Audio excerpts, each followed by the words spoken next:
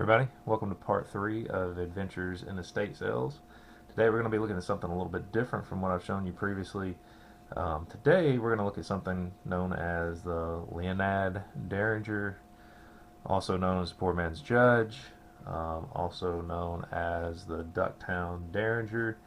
Um, really interesting kind of history, at least from what I could understand on this. There's really not a lot of information out there.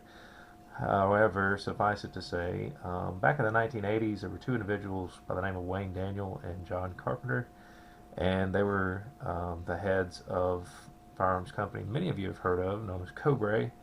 They made those Mac pistols. They also made street sweeper shotguns, and suffice to say, they got into a lot of legal issues, some of which involved ATF, and the company was essentially dissolved. Um, Following that, I'm not sure about the time period. One of those individuals, Wayne Daniel, he started his own firearms company known as Leonad, which is his last name spelled backwards. And this was located in Ducktown, Tennessee. For those of you who are not familiar, Ducktown, Tennessee is in the far southeastern corner of Tennessee. I mean, you're essentially right there, both state lines. Um, and basically, a lot of these Derringers were chambered in either 38/357 or 45 long Colt slash 410. A lot of people today call them Poor Man's Judge. Of course, these were produced prior to the Judge ever coming into existence. And they had barrel lengths from 3 inches up to 11 inches. They also had some single shot models, they had some over and under models, and of course, as you see today, they had some side-by-sides. So, let's get into this. Just to give you just a little bit of information on this. So, as you can well tell, this is that Leonad Ducktown Derringer. Of course, you see, I'll try to insert a picture, signature Cobray grips. You know, what you see here, at least I can't, I'll try to insert some pictures because I know this isn't going to come out well. It's not focusing right for whatever reason. It says Leonad Inc., Ducktown, Tennessee, model DD 45 caliber. You have a unique safety right here, which has to be pushed all the way in. Additionally, in order to break the chamber open, you have to push that safety in. So what you will do, and sometimes it helps to pull it back a little bit to cock it, and you'll push that. I'm pushing with this pin on the other side of my finger, so that I can then push this break open lever back and open up the pistol. You guys probably won't be able to see it on the camera, but these these barrels are indeed rifled. But they're only rifled to about back here. So don't expect to be wildly accurate with this. But like I was saying previously, one of the cool things about it is it takes 410 and it takes 45 long Colt. Now, a few things about that. The 410, you know, it'll take 2.5 inch shells all the way up to 3 inch shells, so you can actually load these with buckshot. I did see a video where somebody shot it with slugs. I guess you could do that. I just don't really know enough about them. But from what I understand, the 2.5 inch 410 shells, as well as the standard 45 long Colt, really don't kick all that bad. One of the things that this does have going for it is it is pretty much an all steel construction pistol, other than this piece of plastic backstrap and plastic grips. It's all steel, and you hear a pretty positive click.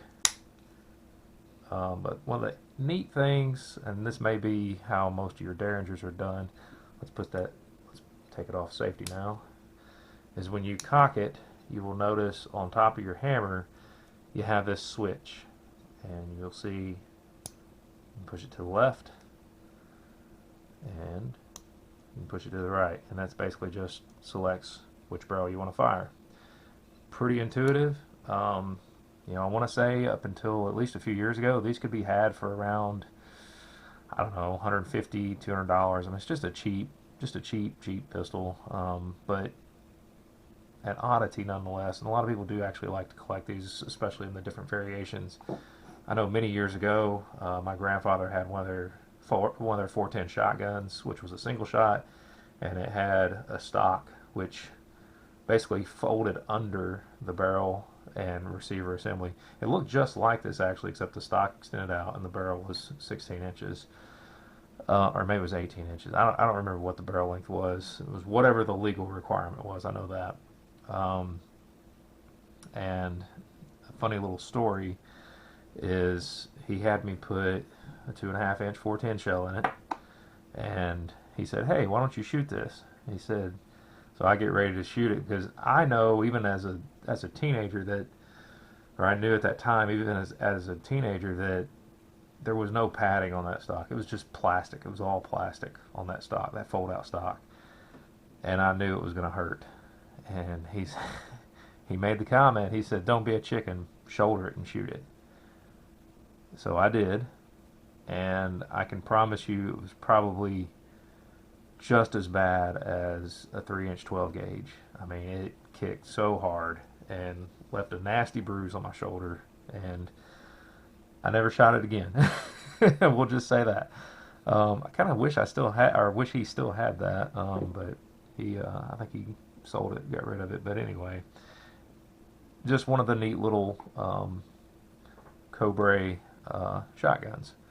Um, there's really not much else to say about it. I mean, you guys can go out there on YouTube. There's plenty of videos out there where people are shooting these.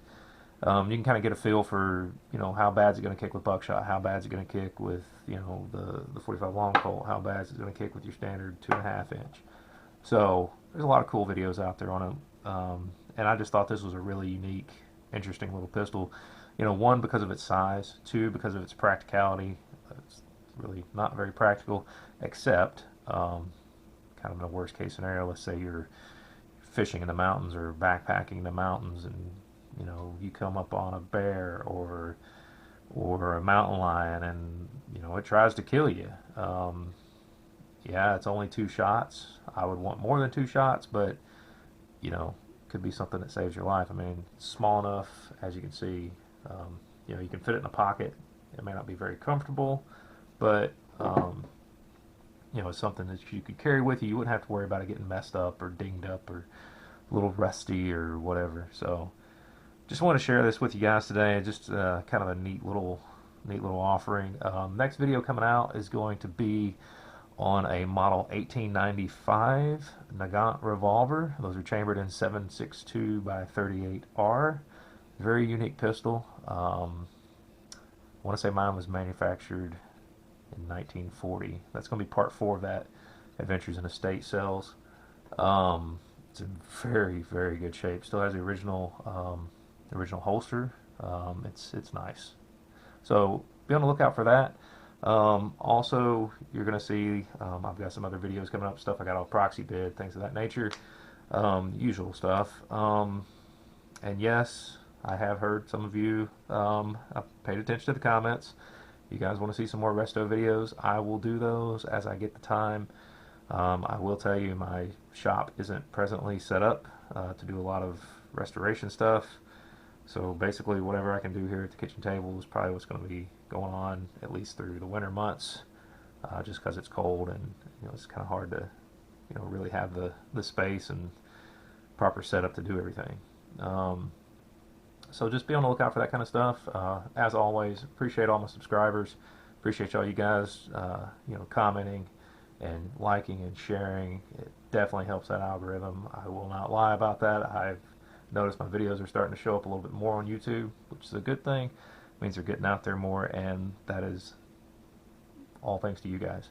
So thanks for tuning in, and just be on the lookout for part 4 of Adventures in Estate Sales coming up hopefully in a few days. So once again, thanks everybody for watching, and you guys have a great day.